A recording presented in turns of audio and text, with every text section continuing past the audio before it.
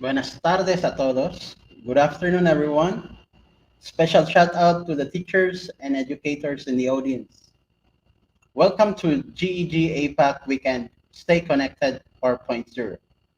The GIG APAC Weekend is a collaborative effort of Google educator groups around the Asia Pacific region. Habang meron po tayong mga webinars hosted dito sa Pilipinas, kasabay natin ang mga iba pang mga guro sa Asia Pacific na nakikinig din sa mga webinars sa kani-kanilang bansa. Meron pong webinars sa Indonesia, Malaysia, Thailand, Hong Kong, India, Japan, at South Korea. Naka-flash po ngayon sa screen yung website kung saan makikita nyo po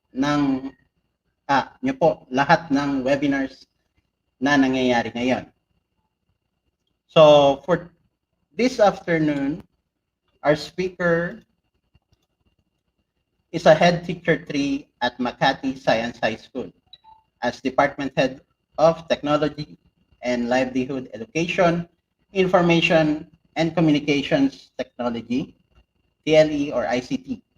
She demonstrates a vision and empowers others to deliver agreed departmental strategies among faculty members.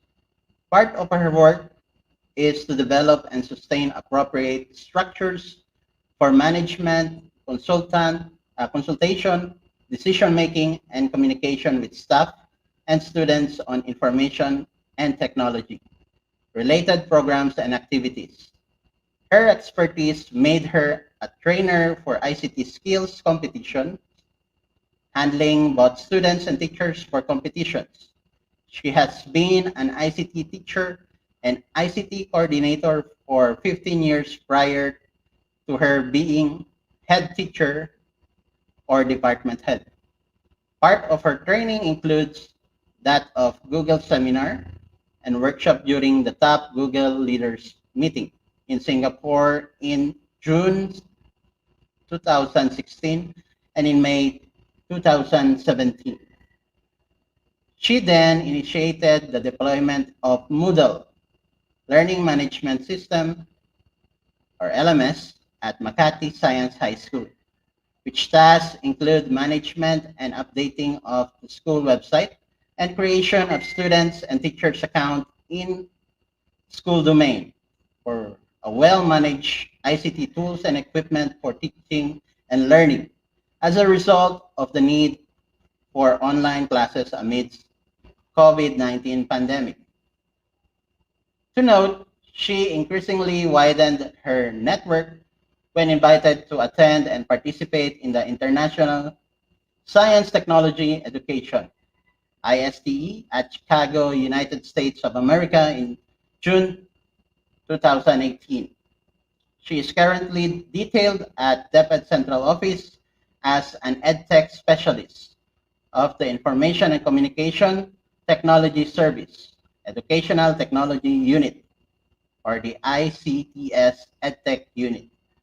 Her expertise in the information and communication technology was maximized when she became part of the Open Educational Resource, or the OER, DepEd Commons, DepEd Learning Management System, or LMS, DepEd TV, and DepEd Online, DepEd eTulay, a free online tutorial. As ETU and a Google Education Programs lead projects of the ICTS EdTech Unit, she has always been passionate about promoting innovation in teaching and learning as she provides inputs in educational technology, open educational resources, and support for technology devices, systems, content, training, and collaborating with teachers in and out of the classroom. She is a Google certified educator for level 1 and level 2.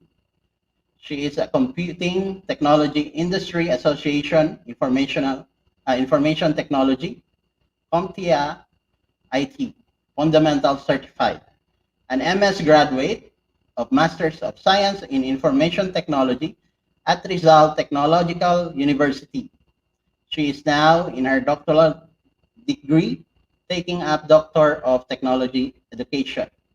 She works collaboratively with colleagues to design, develop, and deliver educational initiatives that are anchored on DepEd's mission of developing lifelong learners by strengthening together with community stakeholders and sharing the responsibility of providing learners opportunities to 21st century skills. As part of her advocacy, she is also a Google Educators Group leader, training teachers to be certified educators, thus initiating forums for educators to collaborate and support one another in using technology. As a Google certified educator for level 1 and level 2, our speaker is devoted her time training and preparing talks and discussions from one school to another, from one division to another, empowering educators to learn and use Google for education products to make their lessons more innovative and interesting. For many educators, she is an innovator, making her ideas realized into action.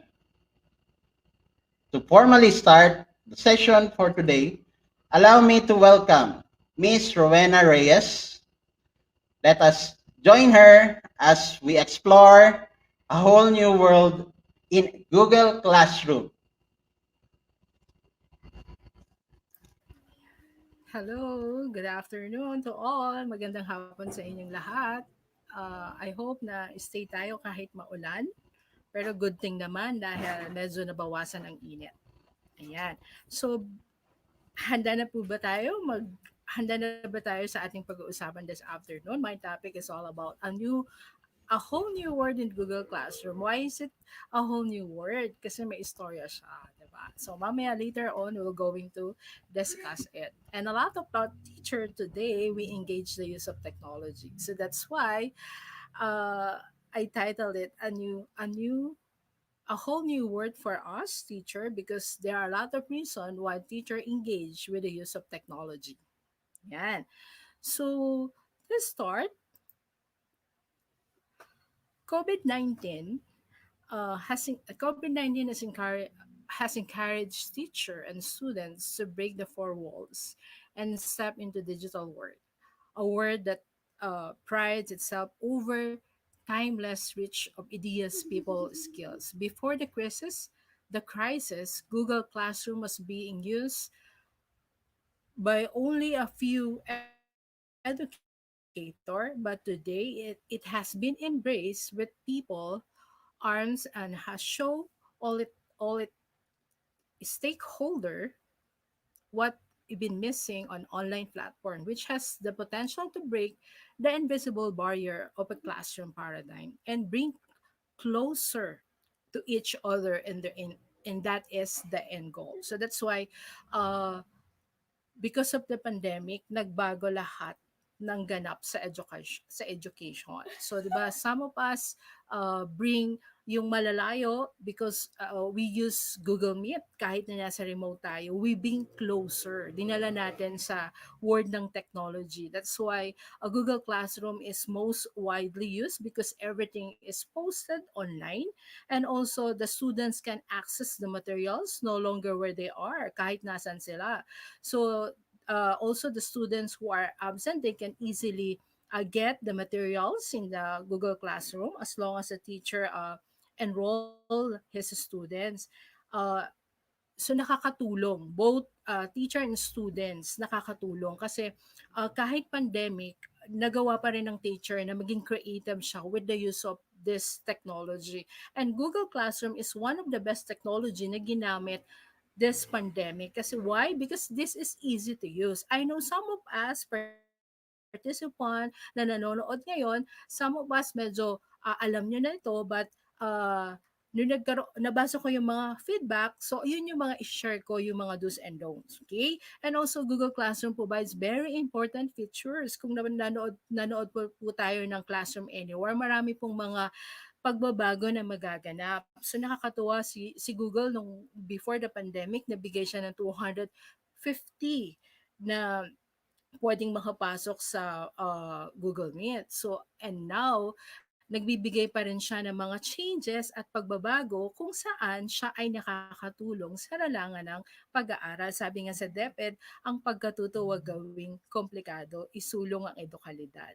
So ayan, ayan. And also students can access everything kapag online. And nowadays, di ba, a lot of students sa bahay nila because they cannot go out, merong wifi. So, yung students, kahit na absent siya within the loop, nakakakuha pa rin siya ng materials because of the use of technology. So, maganda kasi that this Google Classroom, talagang potential siya to na magagamit natin everywhere. Yan. So, yun yung kinagandahan sa kanya. And also, if we talk the Google Classroom, this is a free web-based learning platform developed by Google. So where teacher can run a class online, create curriculum, and share assignment with students in a paperless way. I know we're not uh, sa teacher, sa DepEd, meron pa rin talagang mga instructional materials. But pinipilit natin na maging blended learning tayo. Kung merong kakayahan ng isang family na magkaroon siya ng internet sa bahay, so kaya ginagamit natin ang technology like Google Classroom para maiwasan natin ng konti or malesen ang paggamit ng paper. So at least kahit pa paano nakikita natin that this technology it has a lot of big impact for us, lalong-lalo na sa teacher. So sabi nga, ang edukasyon ay nagpapatuloy, hindi porket may pandemya, mag stop na tayo. Still, ayan, dire-diretso pa rin tayo. So when we talk about Google, so may mga changes na siya naganap. Okay? So bibigyan ko na kayo ng overview. One of the changes is meron na siyang drag and drop on the classroom page. Okay? So yan po. Ito yung mga ipapakita ko sa inyo today. So I will not teach you how to do the Google Classroom to add assignment, but I will feature you some mga update and also yung mga nakuha kong feedback, yung mga do's and don'ts. Ayan. So dati po, ayan. So kung makikita natin, meron na siyang drag and drop. Pwede nating i-adjust yung mga lesson natin. Let's say if you want to reuse this lesson to another class, so pwede naman. Okay? So ayan po yung one thing na bago kay Google. So nakikita nyo parang before nakikita nyo na ito lang yung makikita natin na magagamit. But habang tumatagal na natututo na tayo mga teacher, we love to engage the use of technology like this one. So mas napapadali ang buhay, nalilesen ang burden natin. Kaya sabi nga, let's explore the use of technology. So wag tayong matakot. Ayan, another thing, another feature. So ayan po, so uh, yung teams po, marami na po siyang mga design na pwede nating palitan. And also, kung dun sa description, dun sa setting, ayan, kung meron kayong description na nilagay patungkol sa inyong klase, ayan, madali nyo na po siyang makikita. So, all you have to do, kung, ayun nga, sabi ko, I always suggest na you need to explore something as a teacher. So, lagi tayong one step ahead for our students. Kasi po, aminin natin na mga estudyante natin ay magagaling. So, wag tayong matakot na talagang mag-explore pa. Kasi once we explore, natututo tayo at yun ang mahalaga. Okay? Another thing is, ayan. So another thing in Google Classroom is all in one place. So 'di ba we used to have a Google Drive in each class. So every time na nagki-create tayo ng class, let's say your teacher, you have 10 classes, each class meron po siyang Google Drive. And sabi nga, bring all learning tools together and manage multiple classes in one central destination. And that is good in Google Classroom. So yung teacher, hindi na yung katulad ng traditional na, nasa na yung papel ko, nasa na yung test ko, nasa na yung mga lesson plan ko. So kapag in one place na, you can easy to access that. Okay? So, and easy to use. Anyone in your school community can get up and running with Classroom in a minute. So, in Google Classroom, you can add your co-teacher. If you're teaching, let's say, you're teaching math, tapos dalawa kayo doon, you can add in your class. So, para meron kayong collaborations. the thing in Google Classroom. We can do collaboration most of the time. So another thing is um, build for collaboration. Eh, nabanggit ko kanina, work simultaneously in the same document with the whole class or connect to face with Google Meet. So dito, kahit na kailangan mong i-meet yung students mo, kahit na may pandemya, but because of the technology, pwede pa rin ng face-to-face. Yun nga lang, we're going to use the Google Meet. Pero at least, nakikita pa rin natin yung mga estudyante natin, nakakamusta natin, at yung mga nagagawa natin in traditional way, pwede pa rin natin magawa using this Google Classroom because we can do group collaboration together with the students. And the student can also present using Google Meet. So, pwede pa din naman yung ginagawa natin. But as a teacher, tayo yung nagbibigay ng instruction. Kasi at the end of the day, kahit na gumagamit pa rin tayo ng online, ako, based on my experience, ikaw pa din yung magbibigay ng instruction na para maintindihan ng learner mo kung ano yung gusto mong kung ano yung expectation mo for them. So, yun yung maganda. So, at least, nakakaintindihan kayong dalawa. So, and also, what are the main features of the Google Classroom? So, ito yon, customized grading system and assignment.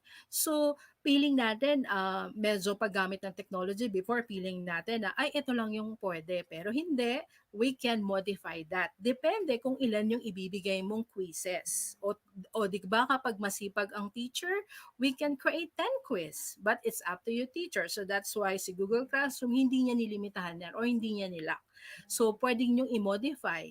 Pwedeng total points, grading divided total points students earned by the maximum point possible, and also weighted by category grading. So the grade categorized are assigned a weight, then the average score of each grade category are calculated and multiplied with the grade weight to give the overall grade of 100. Or pwede naman no overall grade if the teacher choose not to grade the students. So, ibig sabihin, when you use the Google Classroom, so yung teacher, meron siyang kakayahan na i-edit yung default na binibigay ni Google Classroom. They can use the total points grading, the weighted by category grading, or no overall grade. So, syempre, as a teacher, how do you engage your students? So, syempre, kailangan lahat ng gagawin nila. Like say, for example, nagpapagawa ka ng performance task, medyo aayusin mo yung pagbibigay natin ng grade. Okay? And also, akala natin, on the traditional way lang tayo makakapagbigay ng assignment. But in Google Classroom, we can do a lot of assignment. We can schedule, we can put due date. So, hindi siya nawawala. Okay? So, teacher can either immediately give out the assignment or schedule the assignment on a specific day. Kasi maganda na rin na let's say sinipag ka, teacher, pwede mong i-assign kung ano yung specific date or pwede ka mag-assign ng due date doon. So at least may pondo ka na, hindi ka na mahihirapan. Okay? So that is the good thing when you're using the Google Classroom. Another thing is what are the main features of Google Classroom? This is virtual discussion. So meron tayong tinatawag na virtual discussion. Feeling natin, akala natin na, ay, may stop na yung pagkukumusta ko sa students, hindi ko na nakikita yung kanilang mukha, di ba? So pwede naman din tayo na magkaroon ng virtual discussion. Teacher can invite students to answer question-driven discussion in response to classmate comment on Google Docs, enable the two-way discussion as teacher can give feedback to the students. Yan. And which is great way to keep students engaged. Yan po yung lagi naming sinasabi that kahit na online, we need to have the strategy para po ang students natin ay ma-engage natin. Kasi sometimes pag naka-off yung camera nila, hindi natin alam, 'di ba? Kung ano ba yung ginagawa nila. Okay? So better na halimbawa, meron kang virtual discussion on Google Meet. Pwede mong sabihin, okay, you can type your answer in the chat box or kaya you can raise your hands. Okay? So through that, teacher can manage the discussion by choosing to mute someone, and also in Google Meet, pwede nyo na po yung in-mute, pwede nyo na rin pong i-control, meron na rin po siyang control. Ayan. Also, we have the assignment. So teacher can can give updates to students through assignment, through announcement. O yan. So, 'di ba minsan mahilig tayo yung traditional way nilalagay natin medyo dun sa sulok ng blackboard. Okay, this is the assignment. You need to read a science book on page ganyan. So, in Google Classroom we can do that. They are just a notice for students about deadline, tests, or any class where teacher can schedule announcement and can control reply and comment on the announcement post. So ikaw, teacher, alam ko naman na lahat tayo that the teacher are very organized. So through that, you can use the assignment in the stream. And also the students can respond. So wala nang reason para makalimutan ng mga bata. Okay? And also we have a live classes. This one of the latest feature when teacher can take real-time class virtually through Google Meet. So sabi ko nga kanina, before ng pandemic, the Google gave us 250 participants, but nung bumalik siya, we have 200 na lang. But yun yung free. Okay? As long as the school, they have a domain. So, ayun yung maganda. This meeting or lecture can be recorded. Let's say, halimbawa, the students may sakit siya or tinamaan ng COVID. So, yung live class natin, pwedeng i-record so that student still ando dun pa rin siya or maririnig, pwede mo ibigay sa kanya recorded video for them na natuto pa rin siya. Okay? So that's the good thing. Another is how can you set up anyone who has a personal Gmail with school domain account can set up Google Classroom. So pwede yon. So hindi ko na nilagay. So ang gagawin na lang natin kung wala kayong school domain, pwede naman you can use your personal Gmail account. So ako ginagamit ko dalawa, both merong institutional account or domain account or ginagamit ko din yung personal Gmail. Konti lang naman yung difference. Okay? So at least free natin nagagamit at nagiging creative ba tayo when using the technology. So, hindi pa rin nawawala yung goal natin na matuto pa rin yung mga students natin. Yan. So, what devices does Google Classroom support? So, ito minsan yung questions, 'di ba? Every time na uma-attend tayo ng mga virtual webinar, saan po siya gagana? Okay? So, Google Classroom is supported by Chrome, okay, Firefox, Internet Explorer, and Safari. The Google Classroom app is also available on Android and Apple iOS mobile device. So, kapag ang students natin walang tablet o laptop, pwedeng naman na Android, they can download. Okay? At least kahit offline, magagawa nila yung mga activities nila. Okay? So, ayan po. Yan yung mga devices na supported ni Google Classroom. Okay? Can independent educator who are not affiliated with the schools sign up? Yes, they can have an Gmail account. Okay? So, sabi ko nga kanina, as long as they have an email account, yan. Okay? So, pero kasi, if the school has a domain, dapat po, yung school administrator gagawan siya ng institution account. So, bakit? Kasi they have a reason for that. So, para protected ang inyong students. Ayan. And is Google Classroom different when used by a school account as compared to a personal account? Meron po bang difference? Yes, they have a big difference. Okay?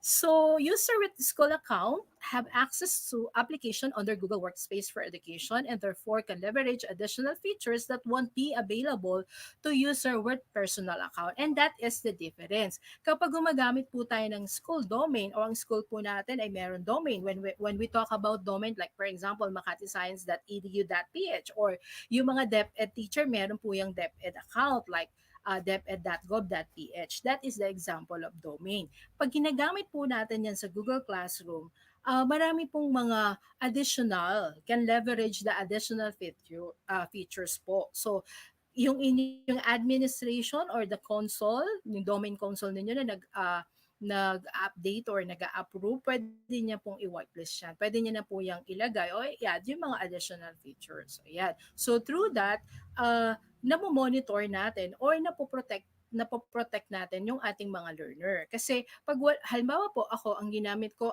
ay deped.gov.ph. Ang mga students din na dapat papasok sa Google Classroom ay meron ding deped.gov.ph. Okay? Para po protected ang mga estudyante. Kasi sometimes, pag binibigay natin lang yung link, 'Di ba minsan kung sino-sino yung nakapasok. So may mga issue na ganyan. So another feature is email summary of students' work to guardian and full administration of user account, additional privacy and security settings. So yan po ang difference. So pero wag po tayong malungkot kung ang school natin ay wala pong account, pwede naman tayong magpatulong sa QSR. Okay? So email na lang sila for support and the QSR will help you through that. Okay? So do students in the Google account to access Google? No, they can access Google Classroom to their school. So ayan, sabi ko nga kanina, the admin will create the Google Workspace account for their school website. Okay? So how is Google Classroom related to Google Workspace for education? So Google Classroom is the product of Google Workspace. Kasi before they called it G Suite. So ngayon we call it Google Workspace for education. So like doc, sheets, and slide as part of Google Workspace for education, a user of Google Classroom can use other product or application like doc, sheets. This enable teacher instruction to communicate and collaborate better students. So ayan.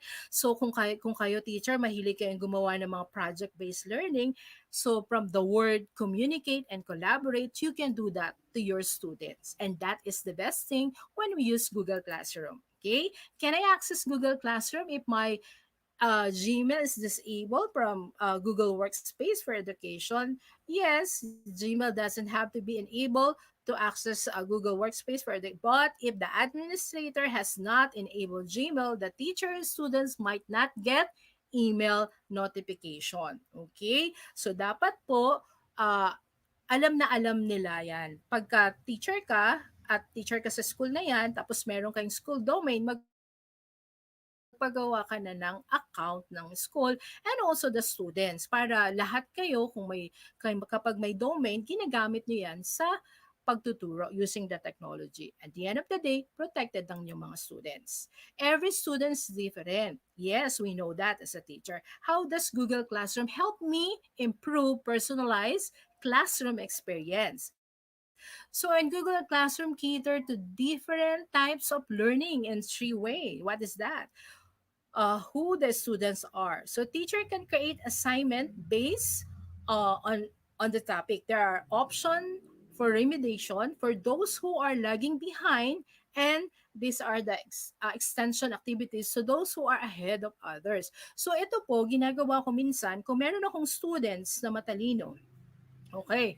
So sa Google Classroom, pwede pong i-assign kung ano pong mga activities for the bright students. At yung medyo nasa gitna, pwede mo ring i-assign kung ano yung mga different materials na pwede sa kanila.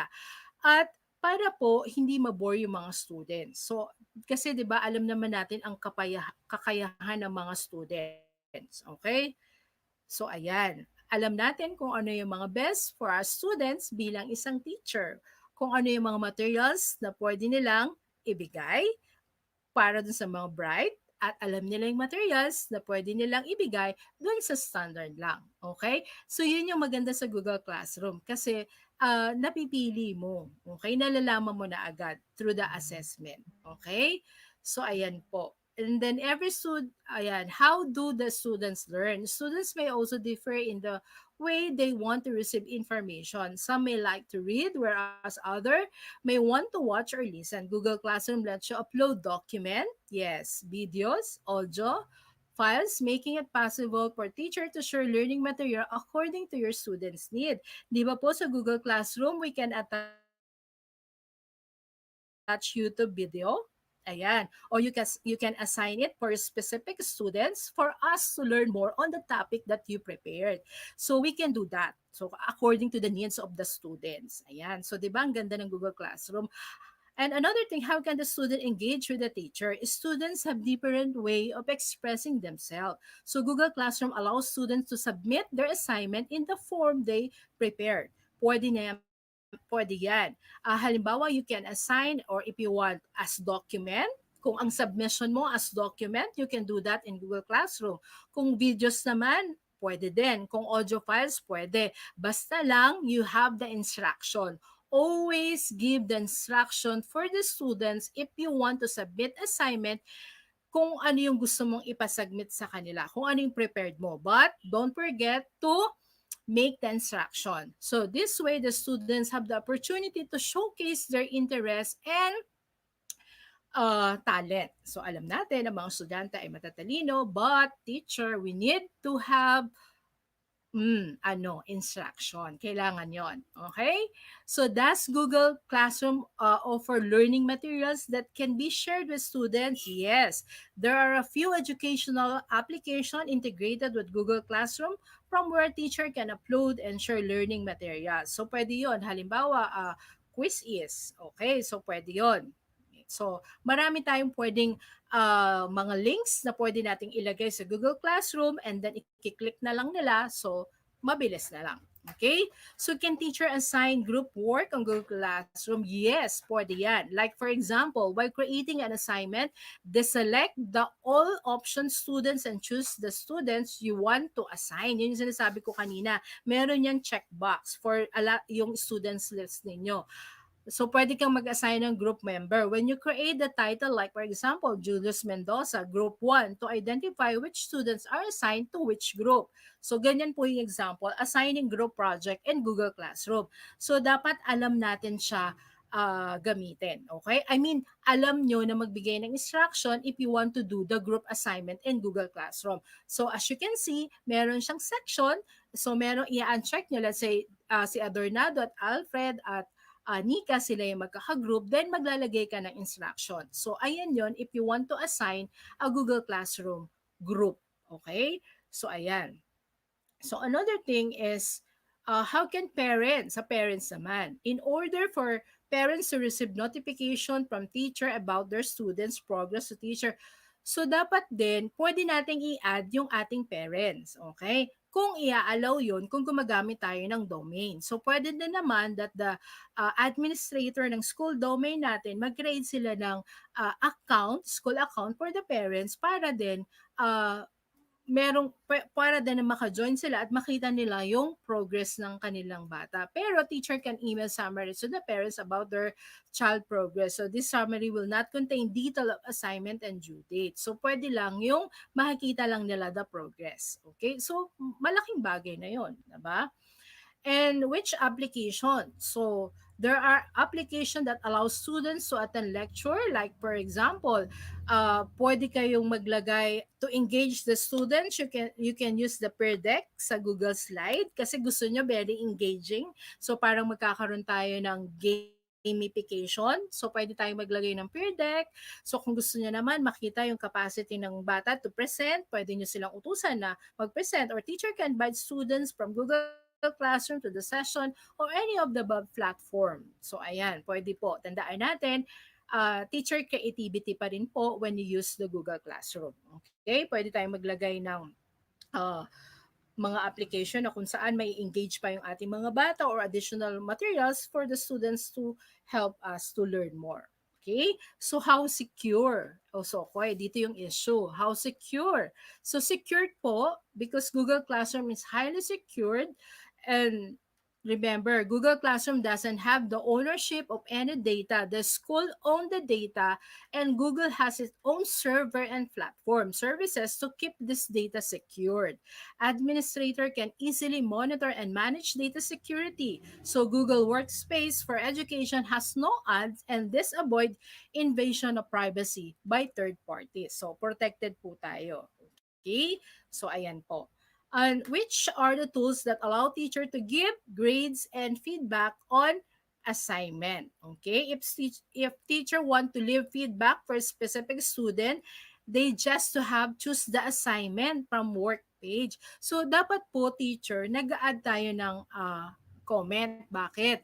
Kasi po ngayon pong lalo na sa elementary, 'di ba? Sa elementary we used to have magbibigay tayo ng mga stars para ma-feel natin that we engage the students. So, when we use Google Classroom at nag-check tayo ng assignment, dear teacher, wag po natin kalimutan na magbigay ng comment. Okay? So pwede naman, okay, good job. You did a great thing on this activity. So dapat po na-feel ng bata na tayong teacher kahit na online nandiyan tayo to support. Kasi we never know kung ano po yung sitwasyon ng bata natin. So pag nag-grade tayo, alam natin yung grade. So teacher, pero yung pagbibigay ng private message, dapat po ay binibigay natin sa bata. A simple thank you for passing the assignment before the due date. So better yun, nakakatulong yun kasi na-experience ko yan. So teacher can create comment bank to which they can keep adding comment. Pwede yan kung tinatamad tayo. So meron tayong mga comment bank so which we can use para sa mga susunod nating comment for our students. So ayan. So, ayan po yung example. Teacher can create comment bank. So, ayan, let's say, halimbawa, ni-grade po ako 95/100. I can put or I can leave a private comment. Alam mo, yung mga bata, natutuwa sila.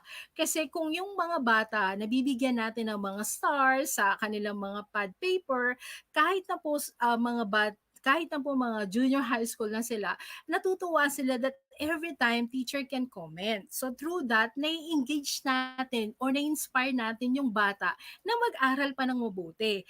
Kasi nga, ang hirap kasing i-monitor kapag hindi natin nakikita face to face. But if we put comment sa kanilang mga activity, alam ko marami pong nahihirapan kasi we have a lot of things to do, magre-read pa tayo, kaya nga dapat wag tayong magbibigay ng mga activity na hindi natin kayang i-check at hindi natin kayang magbigay ng feedback. Kaya better use Google Classroom at kung meron kang mga reading materials na ibibigay o mga essay type, dapat po meron kayong rubric para hindi kayo mahirapan mag-check. And also, don't forget to leave a comment para ma-encourage pa natin yung mga bata natin. Okay? So, may inspire natin sila lalo. Can parents leave comment? Yes, if the parents have been shared the link to the assignment by the teacher. Kung gusto mo naman the parents can still leave comment, pwede naman. So, teacher can do that. You can share the link for the parents.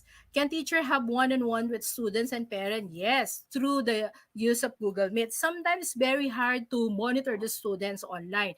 But kung ginagawa mo yung mga activities, sinecheckan mo at nagpi-feedback ka, nag-comment, na mo monitor mo pa rin kung ano yung progress ng mga students mo. Now, kung hindi mo nakikita, kung may nakita ka na ang batang ito ay hindi nagpapasa, hindi na sumusunod on time o marami siyang late na nato-turn in. Kasi nakikita yan, di ba, pag late. So, pwede mo nang i-call yung attention ng parents. Ayan. Para pwede mo nang i-meet yung bata, ma-monitor mo na, ma-tutor mo na, at mabigay ka ng mga additional materials for them. So, Google Classroom can do that. Select the specific students if you want to make a one-on-one or tutoring for the students. Okay? O kaya i-meet mo sila using Google Meet. So, diba? Ayan.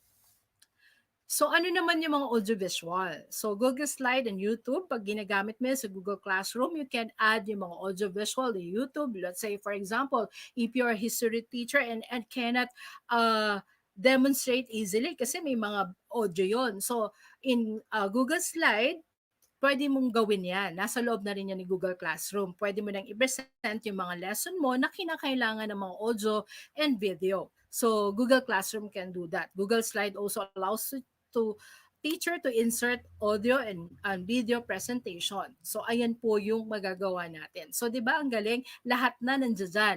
Slide, doc, spreadsheet, and also, ang Google, napakabait, talagang nag-update pa sila ng maraming mga features for us teacher, ma-lessen yung ating burden. Yan, saan pa tayo, 'di ba? Use Google Classroom na. Students, how do students find assignment? So, sabi ko nga kanina, students will find assignment and due date.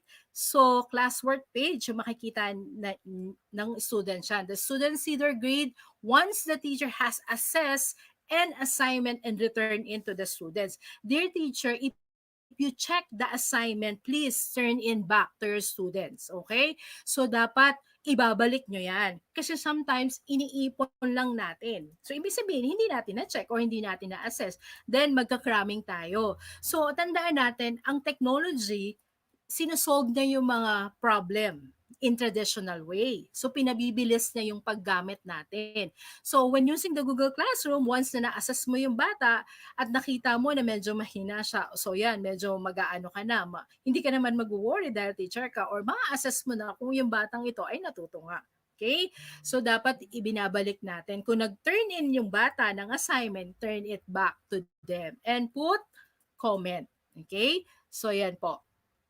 So can teacher leave a voice comment? So pwede naman. So with the use of Kaizena application, pwede kayong mag-voice comment o kaya pwede niyong i-record. Diba? So maraming way para ma-motivate ang ating bata. So parang feeling natin ang dami namang burden. No, it's not. So tandaan natin ang paggamit ng technology, nalilesen yung ating burden. So natutulungan pa tayo and we need to be creative in time like this. Okay? So students can work assignment without no internet. Yes, that's the issue nowadays because we know naman that the Philippines, ayun yung problema natin. Students can work offline, Google Doc sheets and slide by selecting the make recent files offline. So ayan po, pwede natin dun sa file, pwede nating i-click yung make available offline para po magamit ng students, ma-edit niya yung kanyang mga isa-submit kahit na wala pa siyang internet. So, pag nagkaroon na ng internet, pwede niya nang i-upload ulit. So, that's the thing. Akala natin, puro online lang. No, meron po siyang offline option. Okay? So, another thing is, how does Google Classroom improve teaching experience? So, well, for me, ito yung pinaka nakakatuwa. Kasi lahat ng mga resources na ginawa mo, dear teacher, nasa isa siyang all-in-one, nasa Google Drive. Tapos, kapag tinuro mo pa ulit, let's say, second sem o next sem, ituturo mo pa ulit yung subject na yan, hindi ka na mahihirapan. Kasi nasa isang drive na siya. Naka-organize yung files mo. So, syempre, ikaw yung mag-create ng folder for your drive. Let's say, lesson 1, okay, pre-test, post-test, i-organize mo yung file mo sa Google Drive and you can easily access that file. So, di ba tayo, teacher, we are very organized. Like, for example, may mga folder ka, kasi ako ganun no traditional. May folder ako, to sinusulatan ko sa gilid, activity sheet, lesson plan, o albawa, lalagay ko pa ng date. Pero, pwede na sa Google Drive. Hindi ka na mahihirapan. You can access that anywhere. Halimbawa, napunta ka sa isang lugar, as long as they have internet connection, hassle-free and paperless free pa siya. Okay? Nakakatulong pa tayo sa environment. So, Google Classroom has a big time saver. Totoo yan. So, how does Google Classroom improve teaching experience? Audiovisual tools, educational application, and website integrated with Google Classroom give the teacher more scope of make lesson more interactive and engaging. So, engaging kasi nga when we do Google Meet, 'di ba? Meron ng sinasabi mo, okay class, if you understand, can you type naman sa ating chat box? So, pagka ginaganon mo yung estudyante, talagang nagta-type sila, 'di ba? So, interactive, sometimes we put game. Minsan nagbibigay ka ng link, let's say quiz is, 'di ba? Yung quiz is maganda siyang pang-motivate kasi it's a form of game. So pag nakakasagot sila, nagkakaroon sila ng power. So yun na lang teacher, kailangan find ways to be creative, engaging sa online class. Ayan. So make teaching more focused and organized through. Teacher can view and review classwork anytime, anywhere. O minsan nasa Starbucks ka, nagko-coffee ka o nagmi-me time. Tapos hawak mo yung phone mo. Pwede mong i-check, ang galing naman ng batang to, nag-submit na agad. So pwede ka nang mag-review, hindi ka na mahihirapan. Unlike ang traditional way, kailangan mong pumunta sa school para mag-check ka ng paper. O di ba, may mga advantage ang paggamit ng technology. Kaya nga pag bumalik ang new normal, yung new normal ngayon, kapag bumalik siya into normal, hindi na bago sa atin. Kasi teacher, we used to that. Okay? So, ayan. Student-teacher communication and collaboration is made easy. Yes, totoo yan. So, a teacher can ask question and make schedule announcement easily. Lagay mo lang dun sa stream. Okay, class? We have a video conferencing. Okay? Ito yung Google Meet link. See you at 3 p.m. Okay? So, pwede na yon. Keep in touch. So, kahit nasaan ka, kahit nasa dining table ka, nasa sofa ka, so as long as merong internet, we can keep in touch to the parent or students. O, di ba, mas madali ang communication. Di ba? May mga advantages. Okay? So, How does Google Classroom improve teaching experience? Kayo, dear teacher, sige nga, pwede ba kayo mag-type sa ating chat box sa mga nanonood dyan? Pwede po ba na sabihin nyo na talaga po bang nakatulong ang Google Classroom ngayong pandemic? Teacher can monitor students progress by clicking the student tab on the dashboard.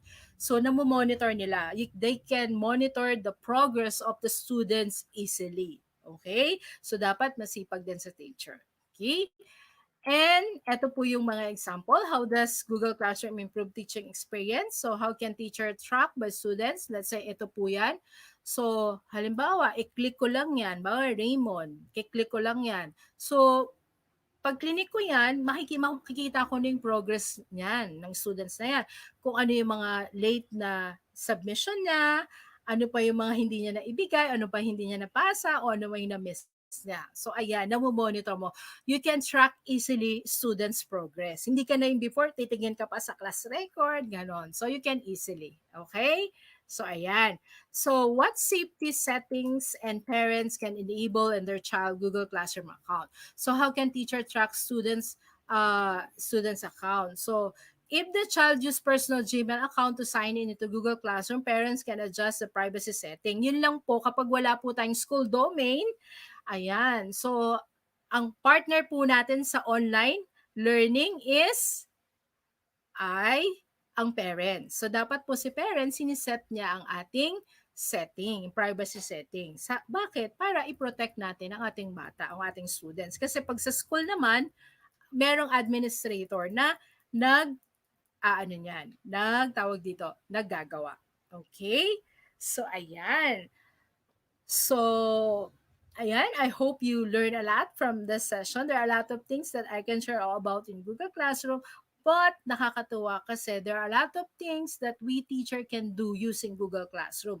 Huwag po tayong matakot na gamitin ang different technology because this technology help us teacher to improve more and more every day. Just we need to explore, practice. Sabi nga sa DepEd, ang pagkatuto, wag gawing komplikado. Ayan. So, ayan, I hope you learn a lot. And also, as parents, partner natin, di ba? Dapat po, i-monitor natin ang ating mga students while online. Hi, Sir Alfred! Hello, Ma'am Weng. So far, so very concise as well as walang mga katanungan sa ating comment or chat box kasi dahil Q&A na yung naipakita niya. So far, yung mga naihanda ko rin pong mga tanong ay kasama na po doon sa slides. Meron po akong i-share. Ayan. Sometimes, 'di ba usually kapag sa traditional, tinatanong natin na, okay class, what did you learn about the topic that we discussed today? So, pwede naman sa Google Classroom, mag-create tayo ng discussion board. So, teacher can post questions. So, pwede natin gawin yon discussion board. Tapos, halimbawa, maglalagay ka dun sa multiple choice. Yung sa classwork, meron siyang ask question. Pwede mong gawin dun yung discussion board para you can post your topic, tapos maglalagay, pipiliin mo short questions or multiple choice kung ano yung mga topic na nagustuhan ng bata or yung medyo hindi na naiintindihan. And through that, nagkakaroon ka ng feedback na ano yung gusto mong pwedeng ituro ulit sa bata para mas matuto sila ng mas maigi. Ayan. So far po, yung sa ganyang parte po, yung ginagawa ko po sa Google Chat, ma'am, dahil parang may gina-organize ng chat box yung mga messages niyo. Tapos na pwede lang minimize or palakihin yung details. Oo. Tapos dun sa may dun sa may questions, pwede yung mga bata, 'di ba?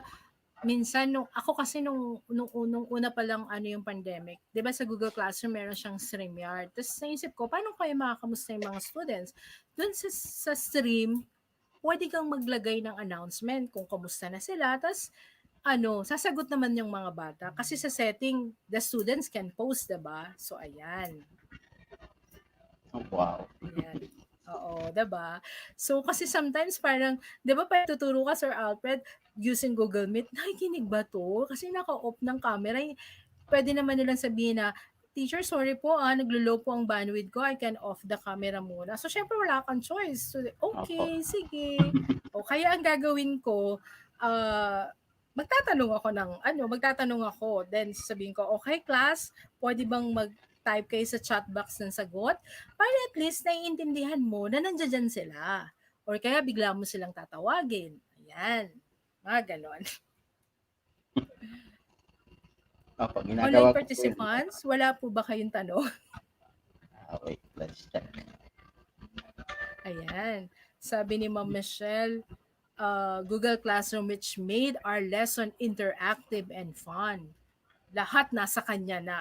Yes, lahat nasa kay Google Classroom na. Totoo po yan. Okay. Totoo po yan, Ma'am Michelle. Yan. So again, nakakatuwa din na kapag nag-create tayo ng score, dapat po mag-feedback tayo sa students. Tuwan-tuwa sila kapag nag-feedback tayo. Kasi alam mo yung napipil nila na, ay si teacher, binigyan ako ng feedback. Ayan. Diba? So ayan, meron pong announcement, meron pong Sir Alfred, meron po tayong Okay. evaluation, right? So, yes. Thank you to the audience and to you, Ma'am Weng. So, sana marami din po kayong natutunan. Huwag niyo pong kalimutan na sagutan yung evaluation form. Yung link po ay nasa chat box at naka-flash na po ngayon sa screen. So, may chance po kayong manalo ng GCE Level 1 test vouchers just by answering the evaluation form. We will also be sending out e-certificates of participation. We will announce the winners on Sunday during the weekend wrap-up.